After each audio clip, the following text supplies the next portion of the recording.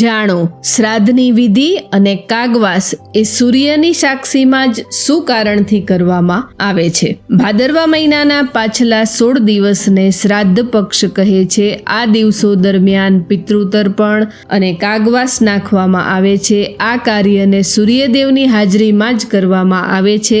તેના પાછળનું એ કારણ છે કે સૂર્યદેવને બ્રાહ્મણ, ગાય અને પિતૃ આ ત્રણેય ખૂબ જ પ્રિય છે. માટે જ સૂર્યોદય પછી તર્પણ કરવામાં આવે છે. એ પછી શ્રાદ્ધ પક્ષ હોય એટલે બ્રાહ્મણને ભોજન કરાવવામાં આવે છે અને સાથે જ શ્રાદ્ધ પક્ષ દરમિયાન ગાયને લીલું ઘાસ પણ ખવડાવવામાં આવે છે. પણ એ સિવાય જે કાર્ય સૂર્યની હાજરીમાં કરવામાં આવે છે તે છે કાગવાસ. આ કાગવાસ એટલે પિતૃઓના પ્રતીક કાગડાને ખીર અને પૂરી કાં તો પડવાળી રોટલી ખીર સાથે ખવડાવવામાં આવે છે.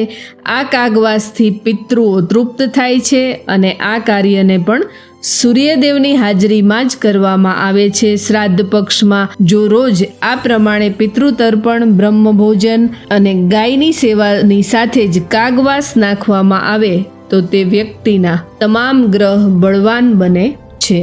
જય માતાજી.